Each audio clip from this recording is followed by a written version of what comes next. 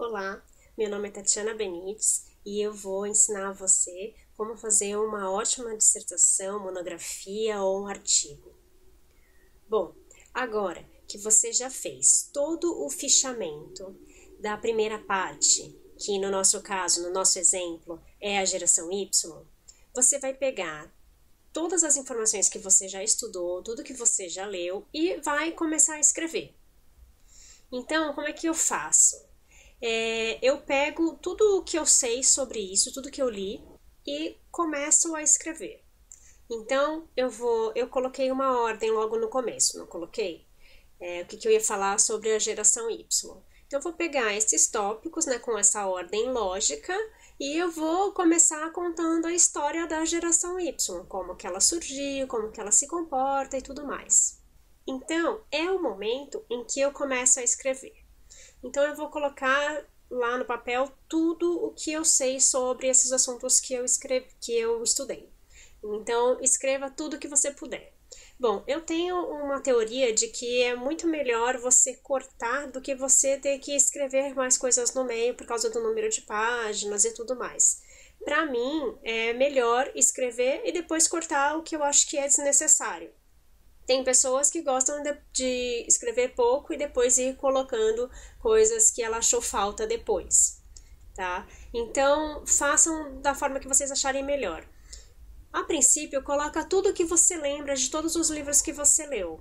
Então, segue uma ordem lógica de começo, meio e fim, de como que surgiu aquilo até o momento atual. Bom, vamos lá. Eu pego tudo que eu escrevi. Então lá vão ter páginas de tudo que eu li, de todos os livros que eu li. E com isso eu termino aquela primeira parte. Então eu já escrevi tudo sobre a geração Y. O que eu faço com isso agora? Eu vou pegar os meus fichamentos e eu vou pegar por assunto o que eu acho importante ter uma citação ali. Por que é importante ter a citação?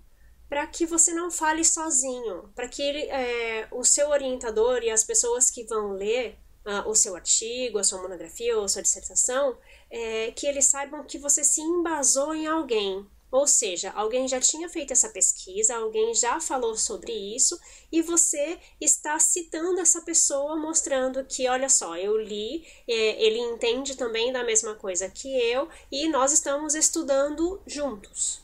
Bom, para facilitar, o que eu faço? Todas as citações que eu vou colocar lá no meio, como a gente não falou de formatação e tudo mais, eu coloco as citações todas de cor diferente. Geralmente eu coloco em vermelho para destacar bem, para saber que aquilo lá é uma citação.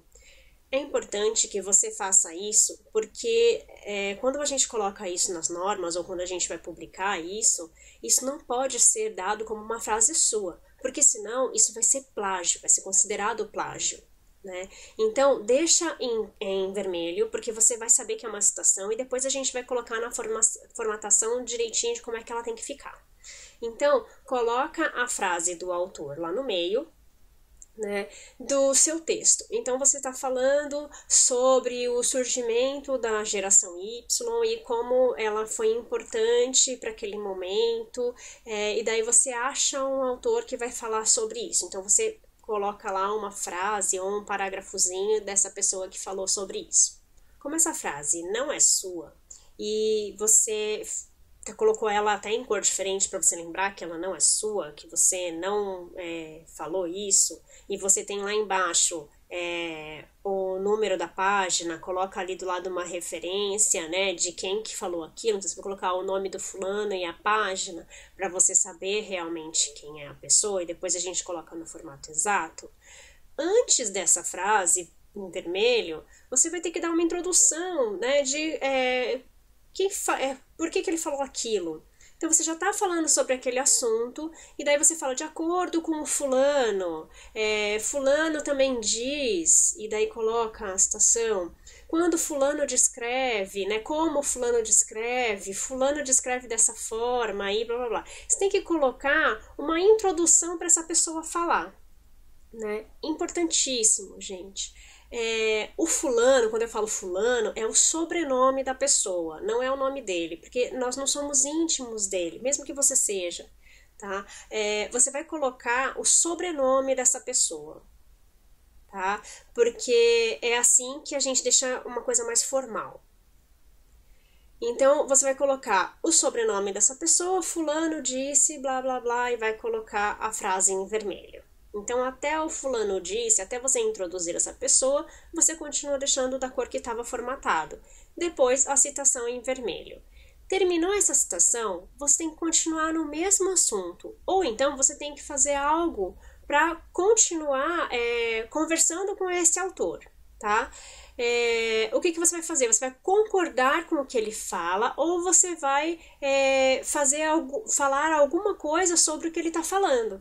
Então, ou você continua esse assunto, ou você rebate o que ele fala, ou você concorda com ele. Então, lembra bem, você já tinha todo o seu texto formatado, colocou uma frase em vermelho lá no meio. Depois disso, você vai introduzir essa pessoa e depois vai concordar com ele ou conversar com ele. Então, você pode colocar de acordo com essa afirmação, blá, blá, blá. Essa afirmação reforça aqui, tal, tal, tal. Ou, apesar desse discurso, blá, blá, blá, blá, blá. E por aí vai. É importante que você veja que o excesso de citações pode ficar muito ruim. Os orientadores, geralmente, eles preferem que você fale muito mais do que os autores. Os autores já são conhecidos, eles já têm publicações, você pegou essas informações de algum lugar. O que eles querem saber é conhecer você, o que você sabe sobre esse assunto. Então, descreva o máximo que você puder e coloque citações que realmente tenham relevância para mostrar o quanto você está sabendo o que você está falando. Você está falando porque já teve uma pessoa que estudou sobre aquilo e também pensa da mesma forma, tá? Ou você vai estar rebatendo essa pessoa. Bom, isso é uma coisa que os orientadores e a banca vão analisar bastante, tá? Como você fez essa citação, o quanto ela é relevante para o seu trabalho ou não, tá? Se você conversa com os autores, né? Como que você está citando? Se você está conversando, a gente chama de conversa com os autores. Então, isso é muito importante para que você passe a ganhar notoriedade também. Então, você entende sobre aquele assunto, você está falando sobre aquele assunto e você sabe, você tem como falar que outras pessoas já falaram sobre aquilo também. Bom, o que é importante? Preste atenção para não citar somente um autor, porque senão fica parecendo que você fez o resumo daquele livro. Tá? Então, dá uma mesclada. Você, sobre aquele assunto, sobre a geração Y, né, que a gente estava falando, você leu 4 ou 5 livros. Se você leu 4 ou 5 livros de um mesmo autor, mescla esses autores. Não fica falando de um só, porque senão vai ficar ruim para a leitura, né? A banca vai te questionar sobre isso. Bom, depois que você fez tudo isso, até o final daquilo que você escreveu, colocou as citações lá no meio, deixou tudo em vermelho, continua deixando tudo em vermelho, você vai repetir todo o nosso processo para a segunda parte. Então você vai pegar lá a segunda parte que você vai ter que escrever, que você vai estudar. Então a geração Y a gente terminou ali. Agora você vai passar para o próximo tema, ok? Agora volta tudo e começa a sua próxima etapa.